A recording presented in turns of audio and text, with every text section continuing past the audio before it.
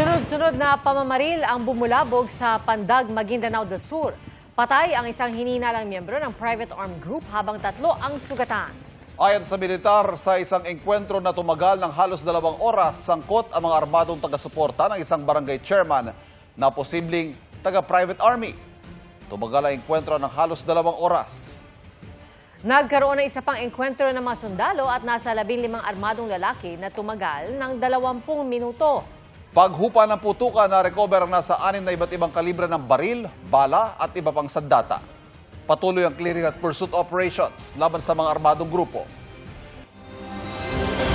Magandang hapon po. Bukod sa private army, may mga nakasagupang miyembro ng Moro Islamic Liberation Front o MILF ang mga sundalo sa Maguindanao del Sur. 2 sundalo ang sugatan sa gitna yan ng mahigpit na pagbabantay para sa eleksyon sa Lunes. At mula sa Sharif Agwak, Maguindanao, nakatutok si June Veneracion. June. Ivan Pia, napalaban ang mga sundalo mula sa 601st Brigade ng Philippine Army nang makasagupa nila ang mga miyembro ng Moro Islamic Liberation Front. Dito yan sa Sharif Agwak, Maguindanao del Sur. Kaninang umaga, may mga sugatan sa magkabilang panig.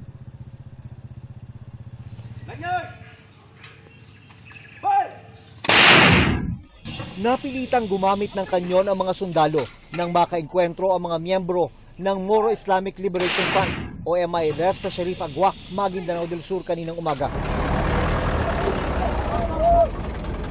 Sumiklab ang sagupaan ng paputukan umano ng mga taga-MILF ang mga nagpapatrulyang sundalo na misyon ang pagtiyak na walang manggugulo mga armadong grupo sa eleksyon sa Lunes.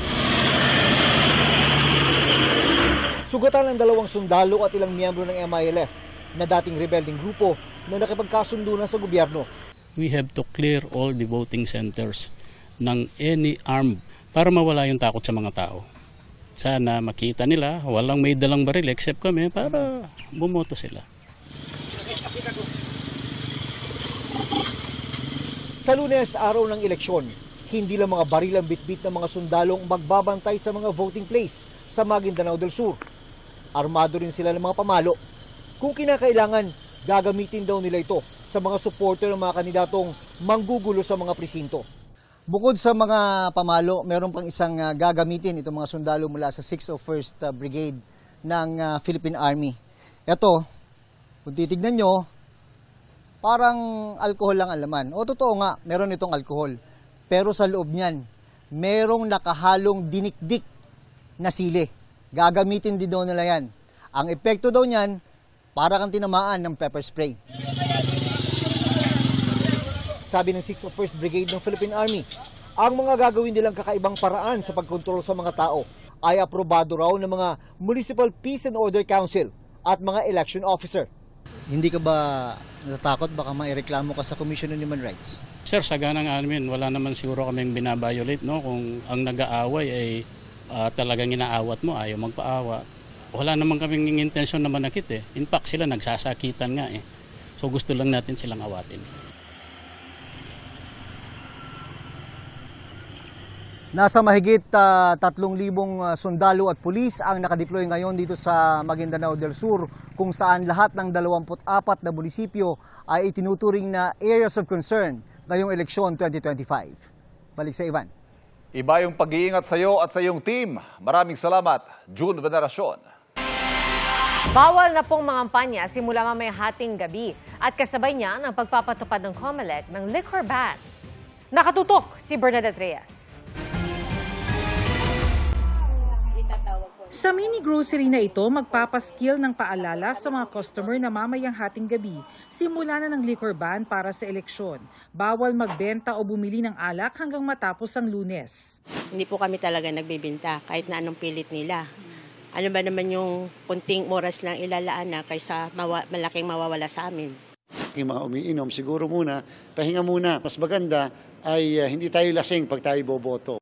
Bawal na ang pangangampanya simula mamayang hating gabi. Kaya naman pakiusap ng komisyon kung maaari simulan ng pagbabaklas ng mga naglalakihang tarpaulin.